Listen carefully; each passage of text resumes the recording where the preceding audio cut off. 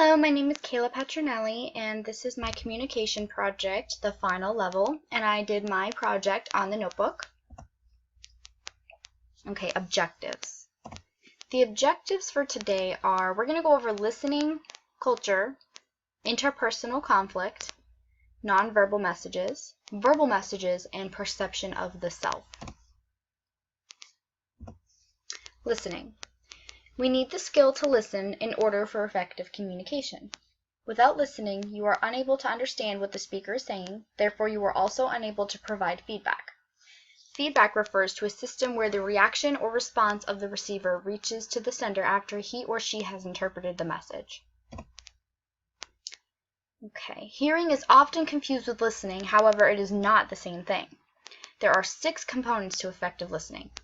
Number 1, motivating yourself to listen, clearly hearing the message, paying attention to the message, correctly interpreting the message, evaluating the message, and remembering and responding appropriately. Now, I really liked this cartoon right here because the one girl is saying, "Do you even hear the words I say?" And the other one responded, "The ones I like." So I thought that illustrated the 6 components pretty much. Okay, different types of listening.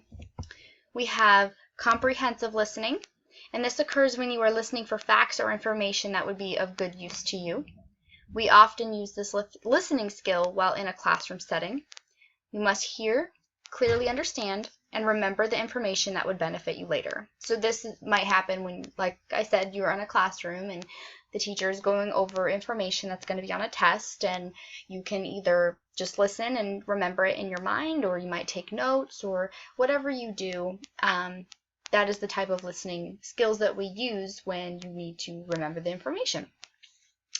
Okay, evaluative listening occurs when negotiation takes place, or when someone is trying to convince you with their ideas. Always listen to the main points of the message. This type of listening involves judging what they say depending on our values, good or bad. Empathetic listening is when you make an attempt to understand how others are feeling, and as some would say, put yourself in someone else's shoes.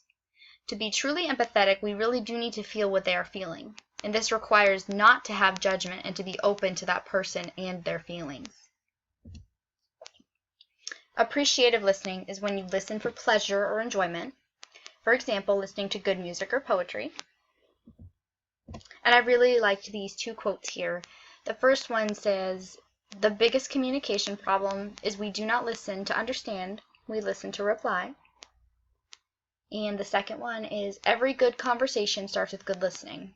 But back to the first quote, I believe that is honestly the biggest communication problem, because a lot of people, whatever they're talking about, we don't always like what they're saying, or we don't always understand, but do we actually try? So that's definitely something to think about. Okay, culture. Now this is a quote from the notebook. It's actually my favorite quote. It says, "It was an improbable romance. He was a country boy. She was from the city. She had the world at her feet, while he didn't have 2 dimes to rub together." So this kind of describes Allie and Noah's culture. Allie comes from a totally different world than Noah did. Culture can be defined as a set of certain traditions, beliefs, values, norms, or the standards of behavior that one must act to be accepted in a certain society. And Allie was raised in a dominant culture. She and her parents have established social customs. Allie is from a wealthy class, and Noah is a poor boy whose family does not come from money. A dominant culture involves a reputable language, religion, beliefs, behaviors, and social customs in a society. Allie's parents stereotyped Noah, which means when you have an opinion about someone based on their characteristics or expectations of a person instead of basing it on facts about that person.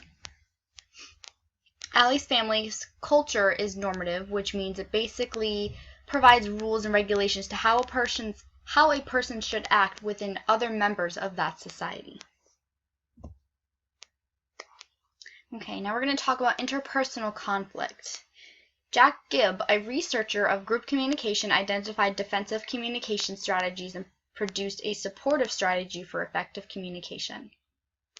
Evaluative language focuses on the language that causes the defensiveness by judging them and making them focus on the actual problem.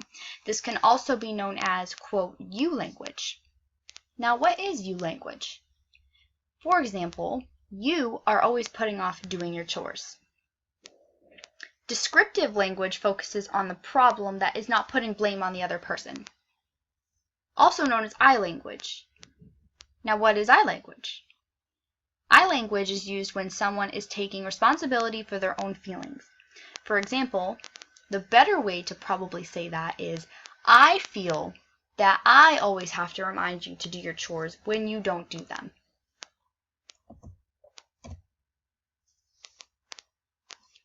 Okay, and in Allie and Noah's situation, Allie came to see Noah just weeks before she was about to marry her fiance, Lon. Noah and Allie spent a couple of days together and realized that they both still loved each other. One morning, Allie said to Noah that she has to go home to Lon because she felt that her being with Noah was wrong. Noah said, "If you leave here, I hate you." He was also telling Allie that the only reason she was saying she wanted to go back to Lon was because he has a lot of money. The defensive behavior in this scene demonstrated control. This can happen when one person forces a solution on the other person without considering what is best for that other person or what they want. The supportive behavior that contrasts control is orientation, or otherwise known as problem orientation. This is when a person looks for a solution that will make both people in the relationship happy. And there's actually a link to it, and I have tried to click on it, and it doesn't seem to work with the Screencast-O-Matic, but you are more than welcome to click on it and see what I'm talking about.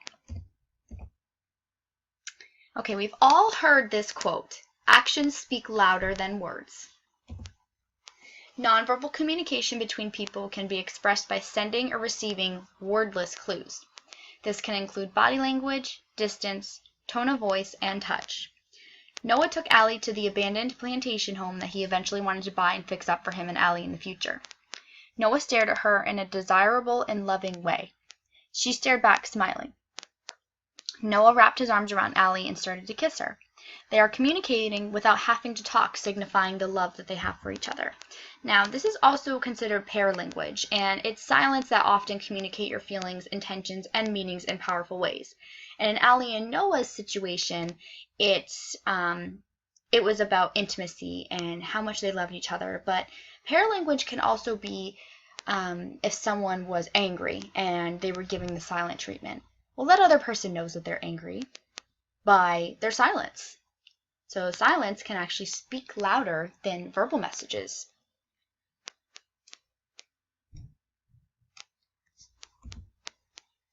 Nonverbal messages continued. Okay. I really liked this picture because I think it illustrates how our facial expressions can really tell a lot about how we're feeling. A sense of touch expresses and conveys a wide range of emotions. It can go anywhere from physically hurting or hitting someone to Allie and Noah's case, which was intimate. The main part of your body that expresses the most emotion is your face. Although other forms of nonverbal communication, such as posture or hand gestures, they can send out messages, but they're not as specific as your face. Your facial expressions portray either a subtle or dramatic feelings. And we've also heard this quote, "Sticks and stones may break my bones, but words can't hurt me." And I like this quote over here to the side. It says, "Don't mix bad words with your bad mood. You'll have many opportunities to change your mood, but you'll never get the opportunity to replace the words that you spoke." Now back to the "sticks and stones may break my bones, but words can't hurt me" quote. Do you really believe this? Do you remember chanting this as a child? Because words are powerful, and they can hurt, they can comfort, and can even excite you. Words are symbols that represent things such as how we are feeling. Verbal communication is the use of speech to express yourself. It refers to the words we use to communicate a message. And there's actually a fact here. It says, communication is irreversible and can, even if you try to change the message as best you can, the person you are communicating with can never reverse their initial reaction. And right here is a scene. Once again, I can't click on it. My computer doesn't let me while I'm on Screencast-O-Matic, unfortunately. But in this scene, Noah was persuading Allie to go out with him, even though she did not want to. He was hanging over a pole. I know it's hard to describe, but he was hanging over a pole on a Ferris wheel, and he said that he would let go of the pole if she did not go out with him. And all Allie kept saying is, because I don't want to, because I don't want to. I believe that Allie could have provided no feedback as to why she wouldn't go out with him. All she kept saying is that she didn't want to, without an explanation. And this is actually an example of connotation. And connotation is when the word suggests or implies and gives the word an emotional impact. Her feelings are expressed in the word no, because he is attempting to hurt himself in order to get a date with her. Okay, perception of the self. Who are you? If I asked you to tell me about yourself, what would you say? You might include your personal opinion about your physical appearance, intelligence, or even how you act socially. This is self-concept, an idea of the self made from the opinions one holds about oneself and the responses of others. Excuse me. Self-image is more of a general view of yourself. It is when your self-concept that acts as the big picture of yourself, or the overall mental picture of yourself. Self-esteem involves your self-worth and the level of satisfaction you have for yourself. Self-awareness is the amount in which you know yourself. Understanding your self-concept and how it progresses offers one way to increase your self-awareness. Perception of the self is the development of obtaining, understanding, and organizing information that is reputable through your senses, such as sight, smell, hear, all of that. This process allows you to become mindful of situations in your atmosphere that are unsafe and entail attention in order to survive. So perception of the self is very crucial. It is very important.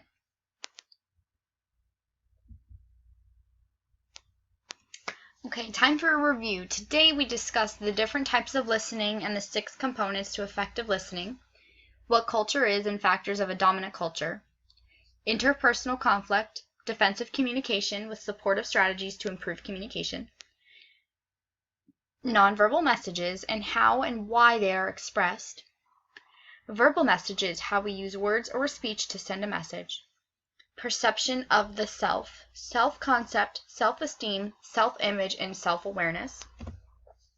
Now this is my evaluation. Throughout this quarter, I have learned that effective communication is an essential skill needed in every aspect of our lives. Before this class, I only thought of communication as talking or writing. However, communication goes far beyond that. In today's society, along with all the growing technology, I believe that it is beneficial that people are aware of what they say, how they say it, and how the sender or receiver is understanding the message. And I say with the expanding technology because once you put something out on, like, let's say social media or in an email, it's always there. It will always be there. So I can express how crucial that is. Communication is irreversible, and even if you try to change the message as best you can, the person you are communicating with can never reverse their initial reaction. It is important to not communicate. And to me, effective communication skills mean that the sender can try to put yourself in the shoes of the receiver. Will the receiver understand the message the way it was envisioned? In different cultures, it is crucial to understand that the way we sit, facial expression, space, which is defined as nonverbal communication. So all of those are good factors in obviously understanding somebody else's culture. And before this class, I never realized how important the nonverbal communication is. In my opinion, I feel that it is more important than verbal. You can verbally say anything you want, but it is the nonverbal cues that make up how you are actually feeling, consciously or not. And these are my resources. And I just want to say thank you for listening to my final level project. Thank you.